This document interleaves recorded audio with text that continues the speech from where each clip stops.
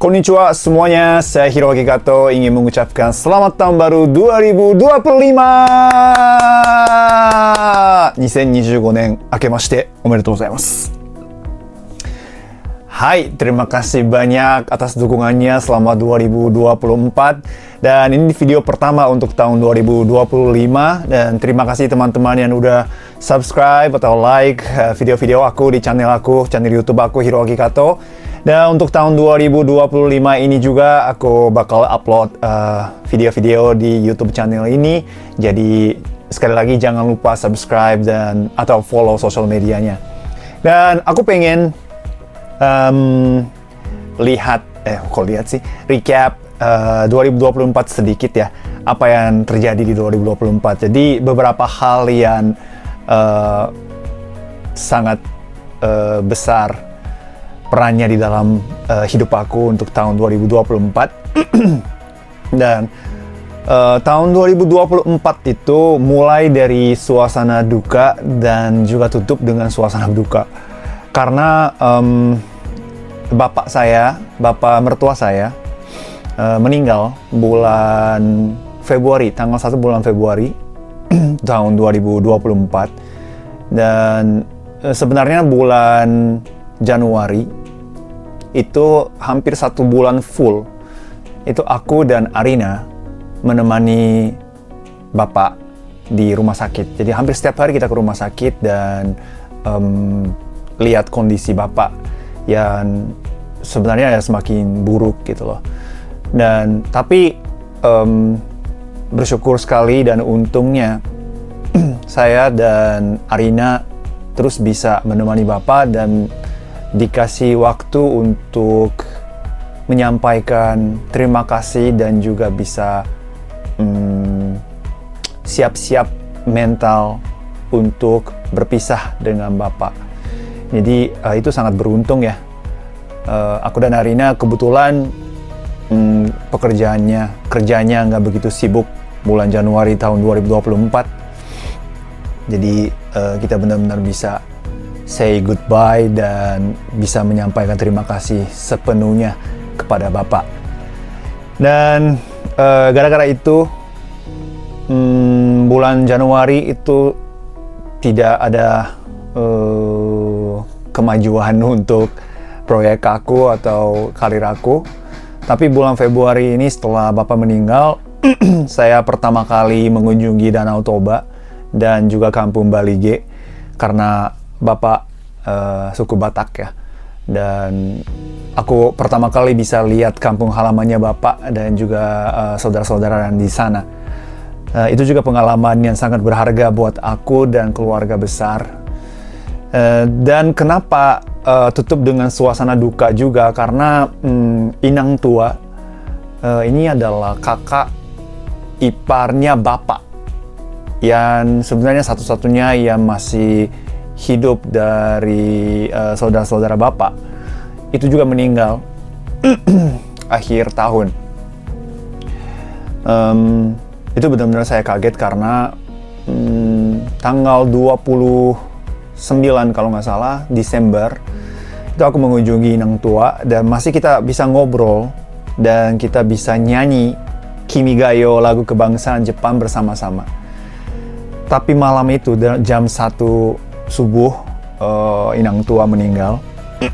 Jadi benar-benar kaget karena beberapa jam sebelumnya itu masih kita bisa ngobrol dan juga nyanyi bareng gitu.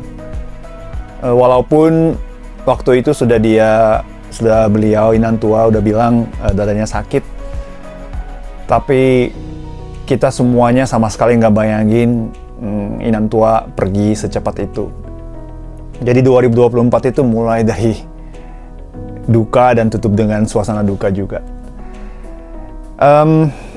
Tapi ya banyak hal yang positif juga terjadi di tahun 2024.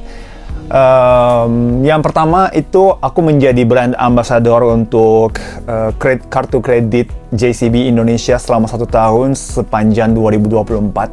Dan hampir setiap bulan aku bikin konten buat JCB dan juga ke promosi, atau kalau ada event-event dari JCB Indonesia aku menjadi MC, atau kalau enggak aku mengisi acara sebagai guest untuk nyanyi beberapa lagu di situ.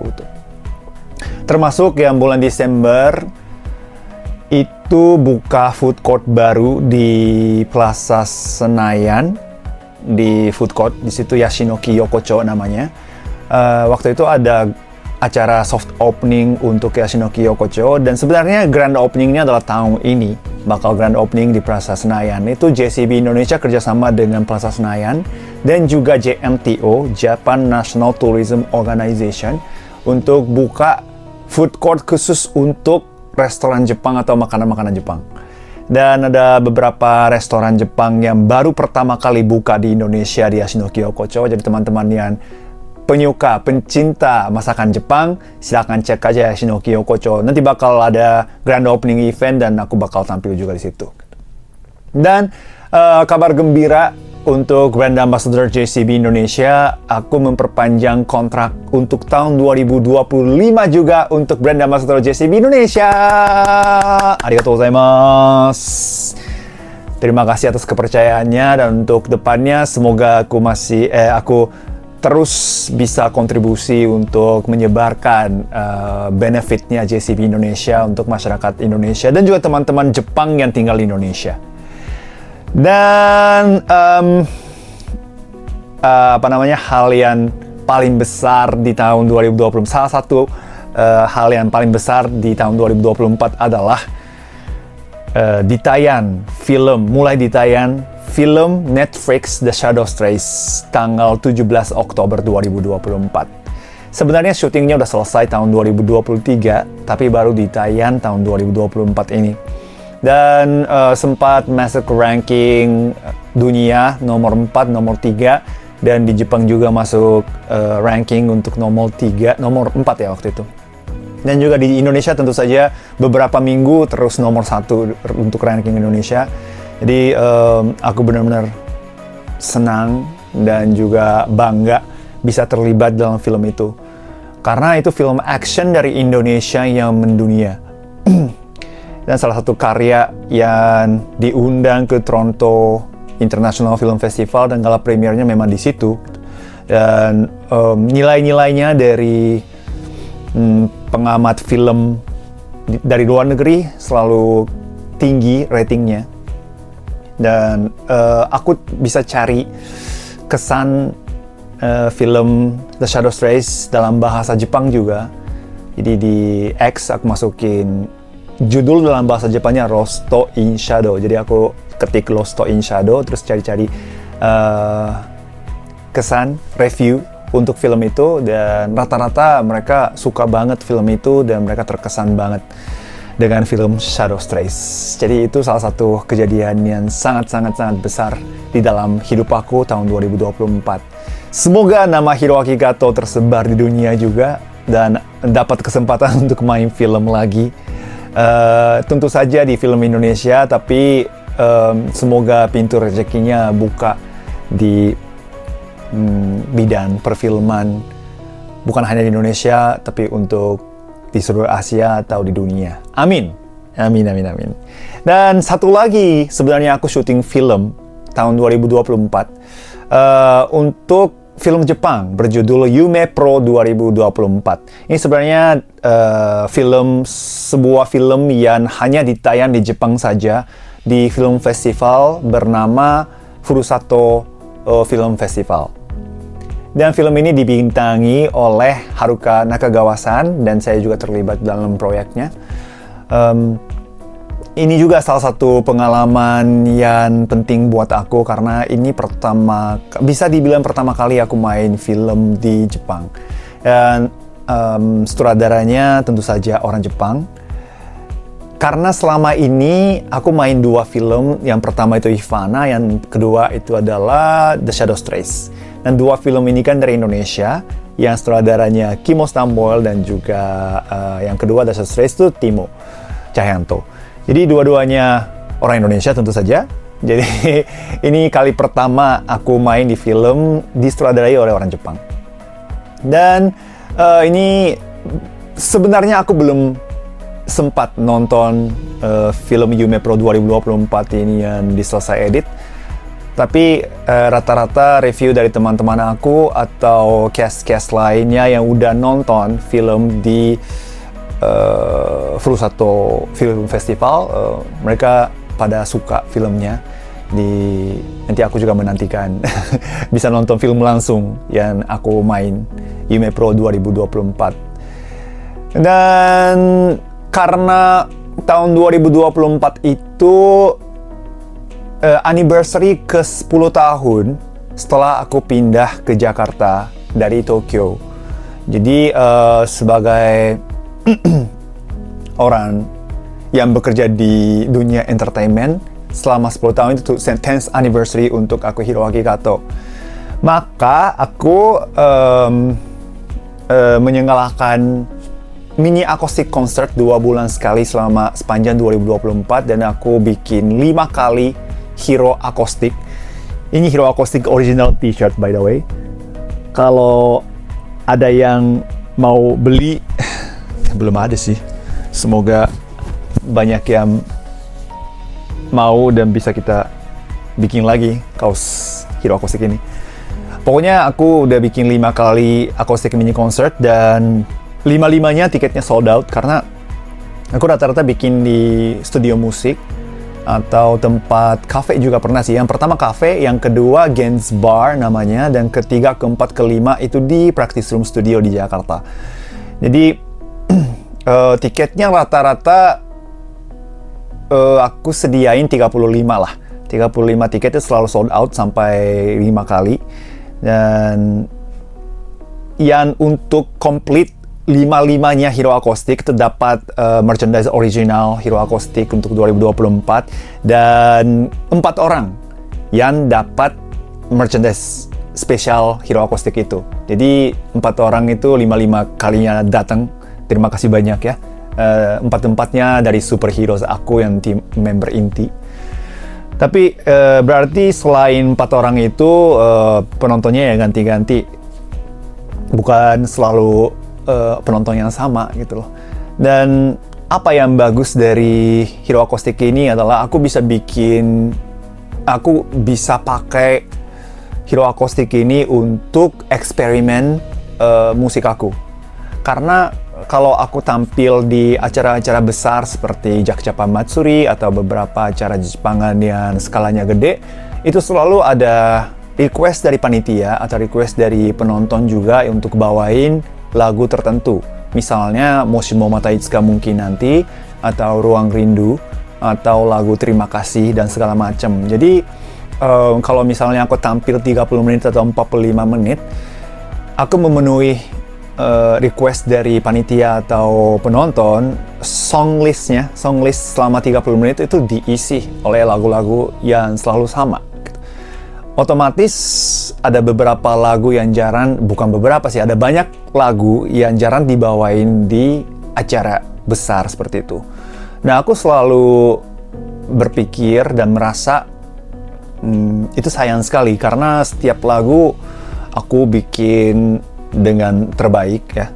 Dan aku merasa itu terbaik lagunya, dan masing-masing lagu itu punya karakter yang sangat kuat. Jadi selalu cari tempat atau situasi yang aku bisa bawain lagu-lagu yang jarang dibawain di acara-acara gede. Dan Hero Acoustic itulah tempat buat aku yang eksperimen dan juga bisa bawain lagu-lagu seperti itu. Dan itu sukses karena aku sendiri yang sangat menikmati, dan juga penontonnya juga kebanyakan teman-teman superheroes fanbase aku itu juga senang karena bisa dengar lagu-lagu yang jarang mereka bisa dengar di acara gede. Dan sesuai dengan aku cover juga beberapa lagu sesuai dengan tema untuk 5 kali itu. Jadi kalau misalnya yang paling dekat itu Desember kemarin itu temanya Natal, jadi aku bawain lagu-lagu Natal dalam bahasa Jepang misalnya.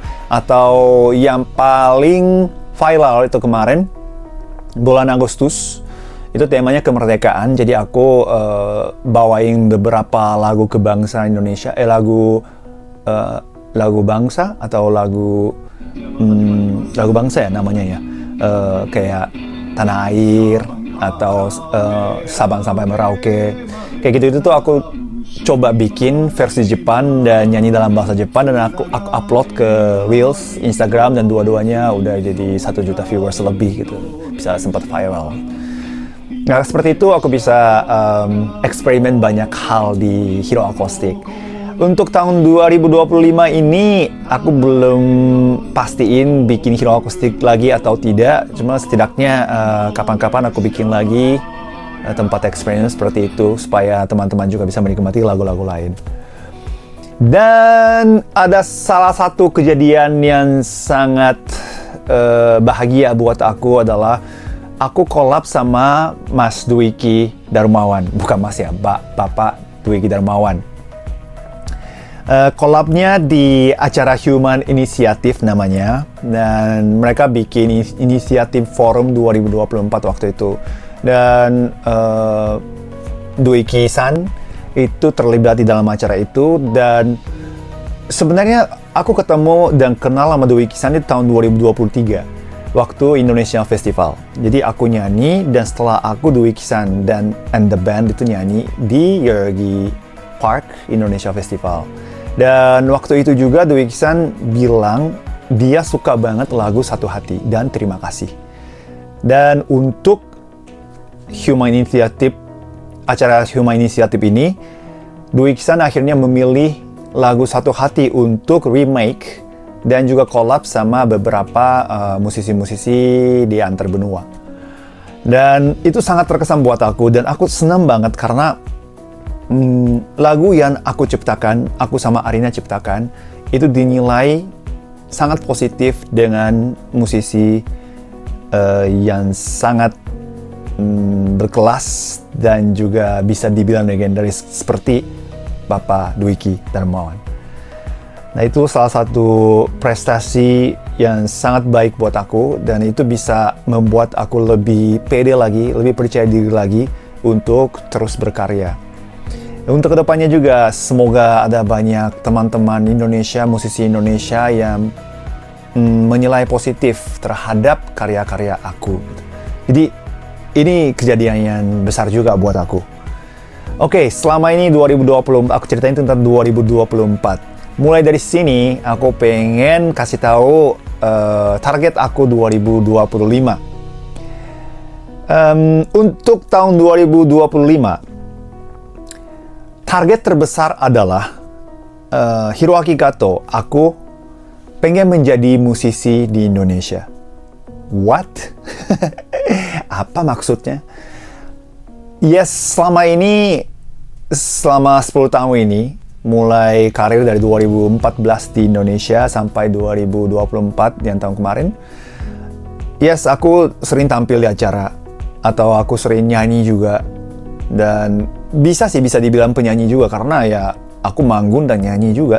Cuman, aku selalu merasa Hiroaki Kato itu belum totally masuk ke dunia musik Indonesia.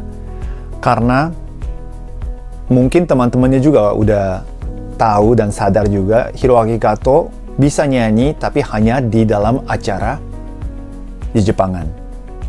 Selalu harus ada kaitan sama Jepang.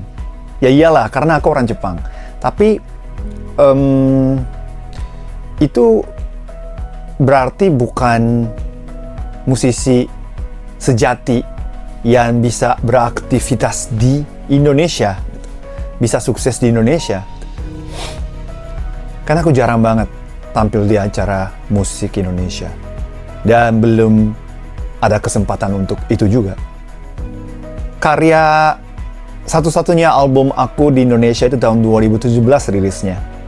Judulnya Hiroaki Kato. Di situ ada beberapa lagu original juga dan cover. Bersyukur banget Ruang Rindu bisa hits di Indonesia dalam dua bahasa Jepang dan bahasa Indonesia. Tapi lagu-lagu lain tuh masih belum begitu di up di dunia musik Indonesia, jujur. Dan berkait dengan aku pengen jadi musisi di Indonesia, pengen rilis dulu album kedua untuk tahun 2025, itu targetnya. Karena terakhir rilis album tahun 2017. Udah lama banget, 8 tahun lah hitungnya. Karena itu 2025 kan. Udah 8 tahun yang lalu. Itu terlalu lama untuk aku nggak rilis album. Jadi untuk itu aku rilis album dulu di tahun 2025. Itu target terbesar aku untuk tahun ini. Targetnya bulan Mei kalau bisa. Tapi itu pun masih tentatif ya. Karena masih hitung-hitung budget dan segala macam. Tapi aku pengen rilis album kedua tahun ini. Itu juga rangkaian target Hiroaki Kato pengen jadi musisi di Indonesia.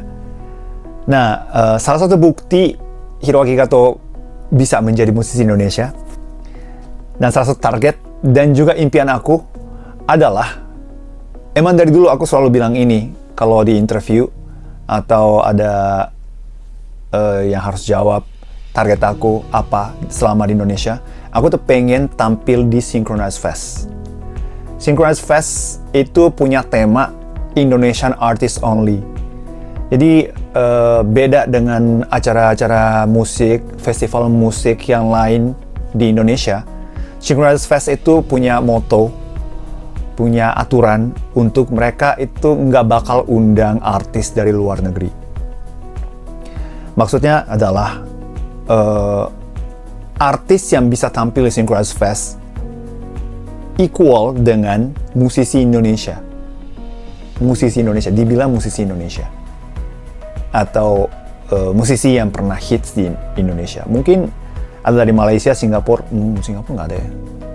Ya pokoknya Indonesian Artist Only. Kalau misalnya, seandainya Hiroaki Kato bisa tampil di acara Synchronize Fest atas nama Hiroaki Kato, itu adalah bukti Hiroaki Kato bisa masuk ke industri musik Indonesia. Menurut aku ya, versi aku ya.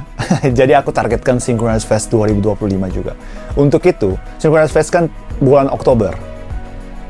Dan pengisi acara itu dari awal tahun 2025 ini juga udah ditentuin beberapa band yang udah bakal tampil di Synchronize Fest. Jadi secepat mungkin aku harus rilis album. Nah, itu adalah satu target. Dan target berikutnya adalah membuat konser tunggal di mungkin akhir tahun 2025. Hero Acoustic juga konser, bisa dibilang konser tunggal, tapi skala kecil, 35 orang. Untuk ini konser tunggal 2025 ini kapasitasnya mungkin 300, let's say ya. Ya seperti itu. Nah, itu tidak mudah, ya. Aku kumpulin 35 orang untuk Hero Acoustic aja, nggak gampang, nggak mudah. Berarti aku harus berjuang semaksimal mungkin. Itu memang tantangan buat aku untuk mengadakan konser tunggal di akhir tahun 2025 ini. Tapi aku sendiri pengen menjadi artis atau musisi yang bisa ngumpulin 300 orang atau lebih dengan karya dan musik aku. Itu adalah salah satu target 2025 juga. Jadi pilarnya adalah aku pengen jadi musisi di Indonesia. Aku pengen beneran masuk ke industri musik Indonesia. Untuk itu, aku rilis album. Aku pengen tampil di Synchronize Fest. Dan ketiga, pengen bikin konser tunggal akhir tahun 2025. Selain musik, karena sangat beruntung aku bisa main di beberapa film. Film pertama Ivana, film kedua The Shadow Trace, dan kemarin sempat tampil di film Jepang yang Yume Pro 2024.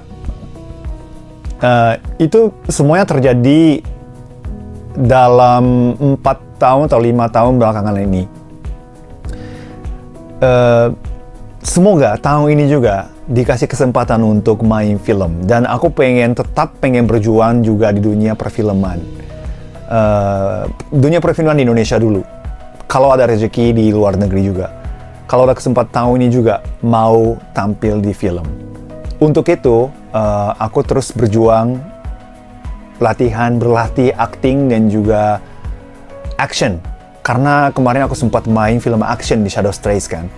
sia-sia dan sayang sekali kalau aku kehilangan pengalaman atau sia-siakan pengalaman aku main di Shadow Strays. Jadi aku tetap mau berlatih acting dan juga action. Semoga aku bisa dapat kesempatan lagi untuk main film tahun ini, tahun 2025 ini. Oke, jadi seperti itulah recap 2024 dan juga target 2025. Semoga tantangan atau kegiatan aku ini bisa membuat kalian lebih semangat lagi atau berani lagi untuk melangkah ke depan atau mengejar mimpi atau impian kalian. Semoga aku bisa memotivasikan kalian, menyemangati kalian dari aktivitas aku atau karya-karya aku.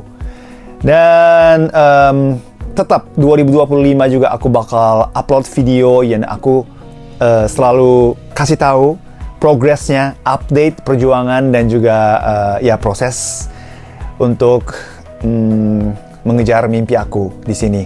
Jadi jangan lupa subscribe atau jangan lupa follow semua sosial media aku. Sosial media aku selalu pakai username HiroAkiKato39. HiroAkiKato39 untuk TikTok, Twitter, X ya, TikTok, X, Instagram, semuanya, Threads, semuanya dari HiroAkiKato39. Jadi jangan lupa follow ya semuanya. Oke, terima kasih banyak. Ini video pertama untuk aku 2025. Semua kalian suka video ini ya. Jangan lupa like dan komen juga. Semoga tahun ini menjadi tahun terbaik buat kita semua. Jaga kesehatan, jaga mental. Semoga kalian bisa menikmati tahun 2025 ini. Terima kasih atas dukungannya. Sampai bertemu lagi di video berikutnya. Soredewa, mata. Bye-bye.